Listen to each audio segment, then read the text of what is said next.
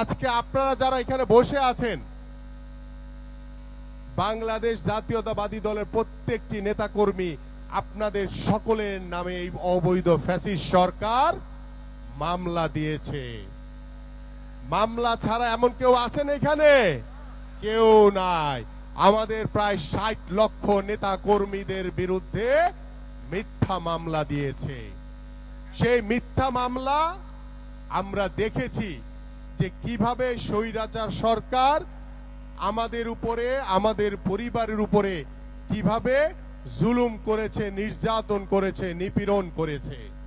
সেই জুলুম, নির্যাতন, নিপীড়নের জন্য বিএনপির ভারপ্রাপ্ত চেয়ারম্যান জনাব তারেক রহমানের নেতৃত্বে বাংলাদেশ জাতীয়তাবাদী দলের প্রত্যেকটি নেতাকর্মী গত ১৭ বছর ধরে এই স্বৈরাচারের পতনকে নিশ্চিত করার জন্য আন্দোলন করেছেন, সংগ্রাম করেছেন। রাজপথে থেকে নিজের তাজা বুকের রক্তকে বিলিয়ে দিয়েছেন। আমাদের এই আন্দোলন করতে গিয়ে আমাদের বহু ভাইদেরকে গত ১৭ বছরে গুম করা হয়েছে, হত্যা করা হয়েছে। অনেক ভাইরা এখন পর্যন্ত পঙ্গুত্ব বরণ করে অসহায় জীবন যাপন করছেন। এবং গত জুলাই আগস্টে বাংলাদেশে যখন একটি দাবি উঠেছিল, সেই এক দফা দাবি কি ছিল? স্বৈরাচার শেখ হাসিনার পতনের দাবি। সেই দাবি বাস্তবায়নের জন্য বিএনপির ভারপ্রাপ্ত চেয়ারম্যান জনাব তারেক রহমানের নির্দেশনায় বাংলাদেশে যখন ছাত্র এবং জনতার গণ অভ্যুত্থান হলো, সেই গণ অভ্যুত্থানে বাংলাদেশ স্বৈরাচার মুক্ত হয়েছে।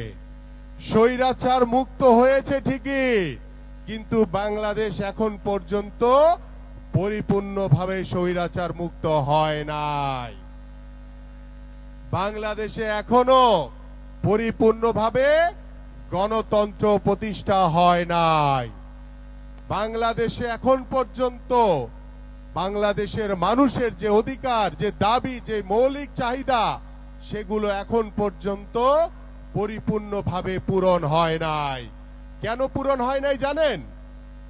সেটার অন্যতম কারণ হচ্ছে এখন পর্যন্ত বাংলাদেশের বিভিন্ন রাষ্ট্রীয় প্রতিষ্ঠানে, বিভিন্ন সিন্ডিকেটের জায়গায়, বিভিন্ন সংবাদ মাধ্যমে বাংলাদেশের গত ১৭ বছরের স্বৈরাচারের প্রেতাত্মারা বসে আছে। সেই প্রেতাত্মাদের কারণে বাংলাদেশে এখন পর্যন্ত বিভিন্ন জায়গায় আপনারা যেমন ষড়যন্ত্রের গন্ধ পাচ্ছেন, বাংলাদেশের মানুষ যেভাবে ষড়যন্ত্রের গন্ধ পাচ্ছে, আমরাও কিন্তু সেই স্বৈরাচার দোসরদের কারণে বাংলাদেশের মানুষের উপরে, বাংলাদেশের গণতন্ত্র নিয়ে, বাংলাদেশের মানুষের অধিকার নিয়ে এখন পর্যন্ত সেই আওয়ামী প্রেতাত্মারা ষড়যন্ত্র করে যাচ্ছে।